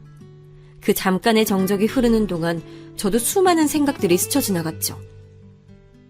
우리 엄마 조리원에서 3교대 근무라 새벽까지 나가시기도 하고 매일 아기 안고 일하시다 보니까 몸도 성한 데가 없어.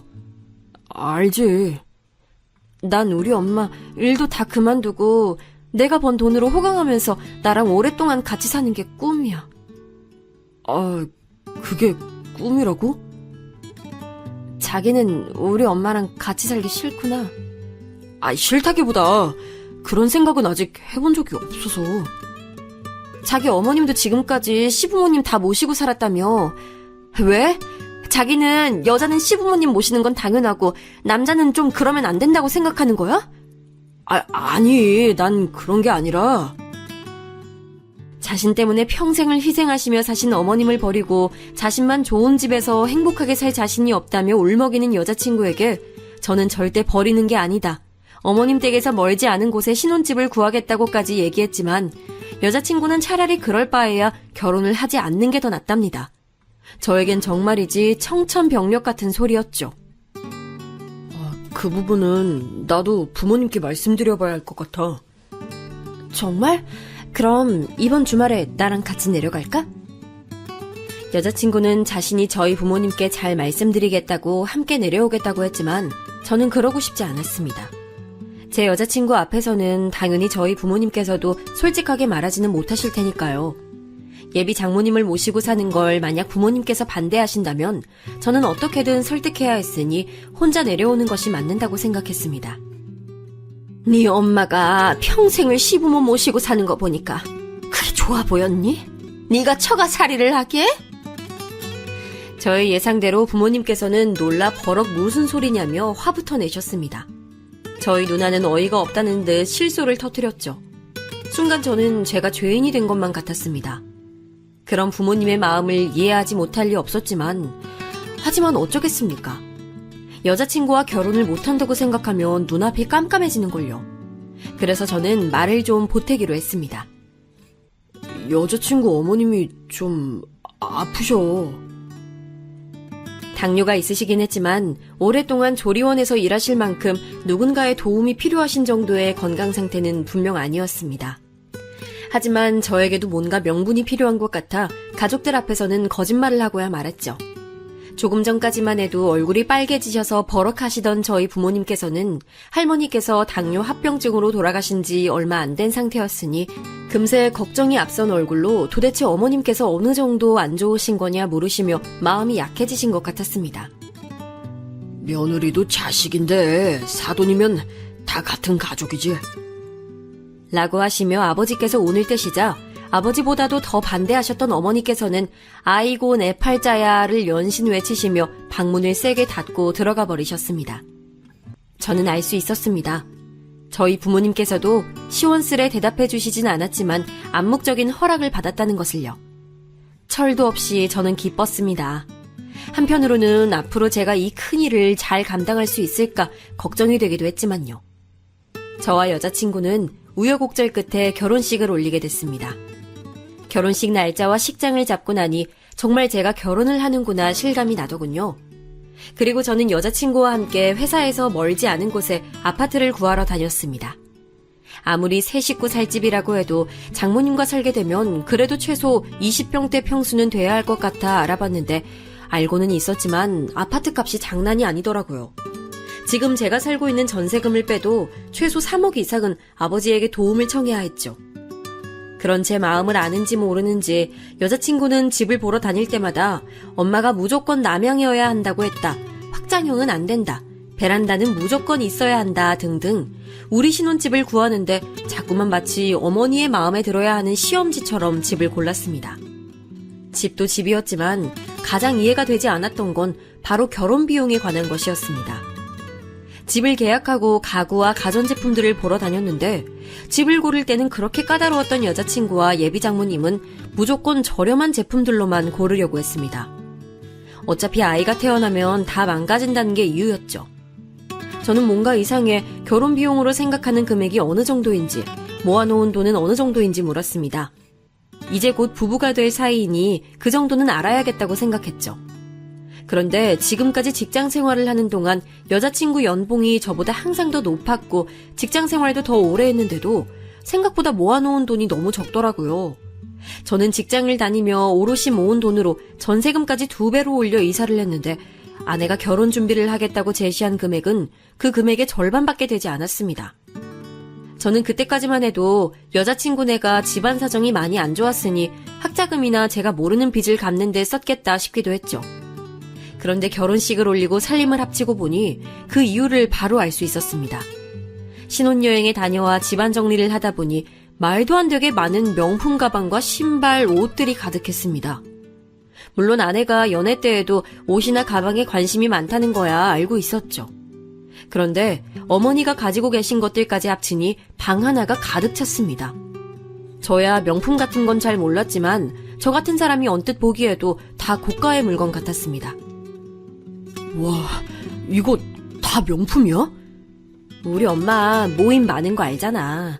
거기 같이 모임하시는 분들은 다들 검은색 입고 남편이 다 잘 나가는 사람들이라 맨날 이런 거 메고 나온대잖아. 그래서 자기가 다 사들인 거야? 내가 사드린 것도 있고 여행 갔다 오면서 가짜도 많이 사드렸어. 아무리 저 많은 것 중에 가짜가 있다곤 해도 얼핏 개수만 세어보아도 저 돈이면 전에 살던 집에서 방 하나는 더 있는 집에 살 수도 있겠다 싶더군요. 제가 너무 계산적인 걸까요? 하지만 정말이지 이해가 되지 않았습니다. 결혼을 하고 모든 게 현실이 되자 이해가 되지 않는 것들은 한두 가지가 아니었습니다. 어느 날 갑자기 장모님께서 저를 부르시더니 친구들끼리 개를 들어 크루즈 여행을 가는데 그 개를 들 당시에는 장모님께서 돈이 없어 개를 못 들었는데 이제와 다들 가는데 당신만 못 가니 서운하단 말을 하시더라고요. 장모님, 출근도 하셔야 하는데 여행 가실 수 있겠어요? 어? 자네 몰랐어? 나 조리원 그만뒀어. 예? 언제요? 우리 딸내미가 이제 일 그만두고 편하게 여행이나 좀 다니라던데. 저는 사실 좀 놀랐습니다. 건강이야 예전보다 많이 좋아지셨고 연세도 저희 부모님보다 훨씬 더 젊으신데 지금까지 잘 해오시던 일을 딸이 결혼 좀 했다고 해서 갑자기 그만두신다니요? 저는 찝찝한 마음을 애써 숨기고 크루즈 비용이 얼만지 물었죠. 500. 10일 동안이나 가는 건데 저렴하니 괜찮지? 저는 정말이지 입이 쩍 벌어지는 것만 같았습니다. 금액도 제가 생각한 것보다 너무 비싸기도 했지만 500이나 되는 금액이 저렴하다며 별거 아니라는 식으로 말씀하시는 장모님이 역시나 이해되지 않았죠. 저희 부모님은 평생 신문 보급소를 해오시느라 그 흔한 관광 한 번을 못 다니셨는데 말입니다. 저는 그날 밤 아내에게 상의를 했죠.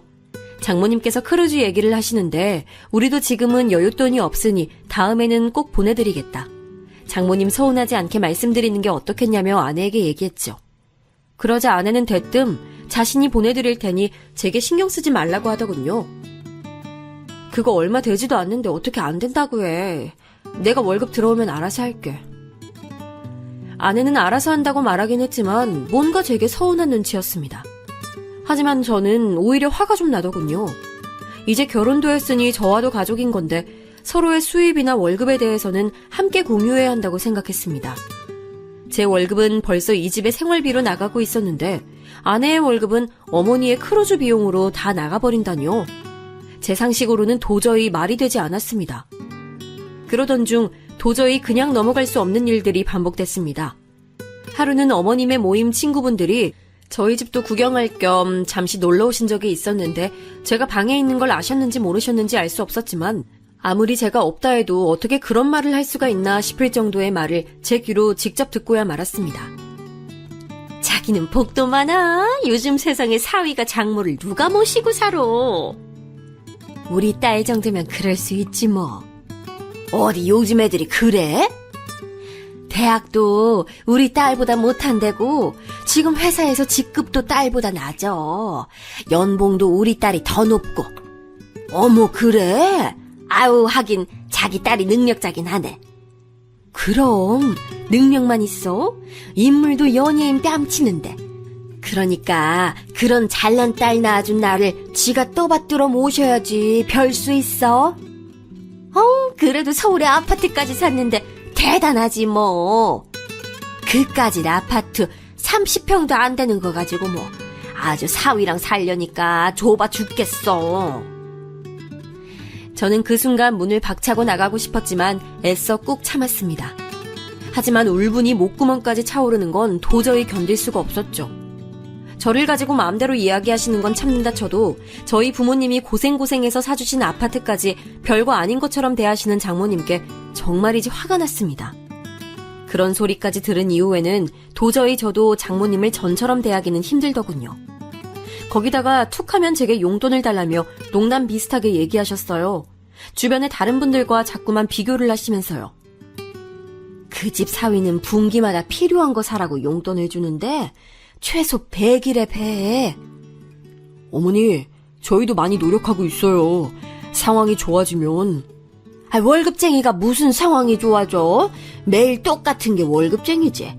에휴, 이래서 남자는 사업을 해야 돼. 언제는 월급쟁이가 안정적이고 좋다고 하시더니 이제는 제 모든 게 마땅치 않으신지 매일같이 꼬투리를 잡으셨어요. 주변 사위들과 비교하는 것도 모자라 이제는 아내 주변 친구들의 남편들과도 비교를 하셨죠. 걔는 너보다 잘난 게 하나도 없는데 어디서 그런 남자를 만났다니? 엄마, 무슨 그런 말을 해. 으이그 정서방 봐. 우리 애가 이렇게 착해 빠져서 남들 다 계산기 두드려보고 남자 만나고 있을 때 우리 애는 자네 착한 것만 봤다니까. 같은 공간에 산다는 것 자체가 이렇게 힘든 줄 몰랐습니다. 처음에는 제 눈치라도 좀 보시는 것 같더니만 시간이 좀 흐르자 할 말 안 할 말까지 구분할 줄 모르시더라고요. 하지만 사람 사는 게 어디 다 제 마음 같은가요? 아내와 저에게도 꿈만 같던 아이가 생기자 다른 것들은 생각할 겨를도 없이 행복하기만 하더군요. 제게는 때론 얄밉기도 한 장모님이기야 했지만 당신의 딸에게만큼은 언제나 진심인 분이셨죠. 입덧으로 아무것도 먹지도 제대로 자지도 못하는 딸을 위해 매일같이 직접 만든 음식에 매일 야근으로 바쁜 저를 대신해서 병원에도 같이 가주시고 매일 밤마다 마사지도 해주시더라고요. 그러다 안타깝게도 10주를 채 넘기지 못하고 아이를 먼저 보내게 됐는데 저는 도저히 회사에 출근할 엄두도 나질 않아 한 달을 넘게 무급휴가 신청을 냈습니다. 자네는 아무리 힘들어도 그렇지 가장이 돼서 자기 멋대로 무급휴가를 내는 게 말이 되나? 장모님, 저도 너무 힘들어요. 남자가 왜 그렇게 유약해? 아우, 도대체 내 딸은 뭐가 모자라서 자네 같은 남자랑 사는지 모르겠네. 언제나 제게만은 모진 말을 툭툭 내던지시는 장모님이시기야 했지만 그래도 아내는 그때 이후로 전보다 더 장모님을 많이 의지하고 있는 것처럼 보였어요. 저도 그 당시에는 제가 힘든 것만 생각하느라 아내를 위로하지 못했으니 잘못했다 싶어 제 마음이 어떻든 간에 어떻게든 아내와 잘 살아보자는 마음으로 참으며 살다 보니 어느새 결혼을 한 지 10년이 지나더군요. 그 사이 저희 누나도 결혼을 했고 아버지께서도 돌아가시고 저희 어머니께서도 고향에서 홀로 살고 계셨습니다. 누나가 그래도 어머니 댁 근처에 살고 있어서 마음은 조금 놓였지만 저는 자주 내려가지 못하는 상황이었으니 항상 죄송스러운 마음이 있었죠. 그러다 어머니께서 전부터 좋지 않으셨던 무릎 때문에 서울 병원에 다니게 되셨고 수술까지 하게 되셨습니다. 의사 선생님의 말로는 한 달 정도 거동이 불편할 수 있으니 푹 쉬셔야 한다는데 서울 병원을 오가는 건 누나가 다 도왔다지만 누나도 아직 어린 조카가 있어서 간병까지는 쉽지 않았어요. 그래서 저도 고민을 하다가 이번에는 아내에게 솔직하게 말했습니다. 한 달만 어머니를 좀 저희 집에서 모시고 싶다고요. 나도 아들 노릇은 한번 해봐야지. 정서방, 생각이 있어? 애가 일하랴 살림하랴 매일 고생하는 거 안쓰럽지도 않어? 근데 거기다가 대고 시어머니 수발을 들라고? 장모님, 저희 어머니 수발은 제가... 됐네! 다신 그 얘긴 꺼내지도 말어! 저는 정말이지 더 이상은 참을 수가 없었습니다. 아니, 이제는 참을 이유조차 없는 것만 같았죠. 나 참을 만큼 참았어. 더 이상은 나도 장모님이랑은 못 살겠어. 뭐야, 그럼 이제 와서 우리 엄마 내쫓으라는 거야? 해도 너무하시잖아. 딱 한 달만이라는데 그게 안 돼? 설마 지금 우리 엄마 버리고 오빠 어머니 모시고 싶어서 이래? 그런 말 아닌 거 알잖아. 그리고 명색이 이 집 우리 어머니가 사주신 거잖아. 내가 장모님을 10년을 모셨는데 우리 엄마는 한 달도 같이 못 지낸다는 게 말이 된다고 생각해? 와, 자기 생색 장난 아니다. 그리고 나랑 결혼만 하면 아버지께서 사주신다고 하신 거잖아. 내가 너무 마음에 들고 놓치기 싫으니까 그러면 내 지분도 있는 거지. 정말이지 제가 사랑했던 그 여자가 맞는 건가 싶었습니다. 딸은 엄마를 닮는다는데 정말 아내도 장모님을 닮아가는 걸까요? 저는 덜컥 겁이 났습니다. 평생 이렇게 살 것만 같아서요. 정말 나도 지쳤어. 못 참아주겠다. 뭐? 우리 이혼하자. 이혼하자는 제 말 한마디에 눈물을 터뜨린 아내의 소리에 역시나 방으로 쫓아오신 장모님은 제게 별의별 욕을 퍼부어대셨습니다.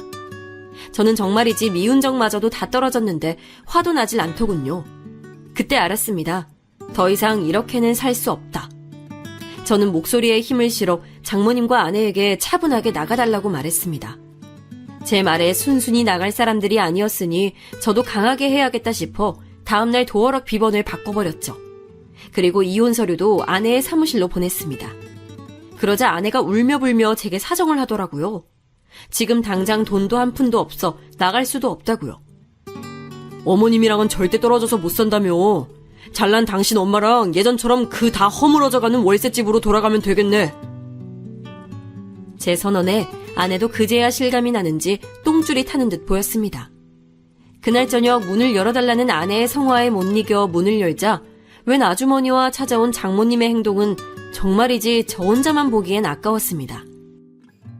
아니 이게 얼마짜린데 이걸 그거밖에 안 쳐줘? 좀 더 쳐줘. 알고 보니 장모님과 함께 온 사람들은 중고 명품을 사들이는 사람이었습니다. 이거 가짜잖아. 이런 거 팔다 걸리면 쇠고랑이야. 아유 미치겠네. 이거 해봐야 월세방이나 없겠어? 이게 다 엄마 때문이잖아. 그러니까 엄마, 딸 이혼녀 만들기 싫으면 빨리 정서방한테 가서 빌어 엄마. 빌긴 내가 왜 빌어. 네가 그 깡시골까지 따라가 봤더니 가족들이 다 순진하고 맹한 게 호구 잡기 딱이라며. 아 이게 호구 맞아? 엄마가 촌구석 애들이 오히려 돈도 제법 있고 순진하다며. 이 두 사람의 실체를 차라리 몰랐으면 나았을까요? 정말이지 제가 지난 10년간 얼마나 바보짓을 하고 있었는지 알고 나니 기가 막히더라고요.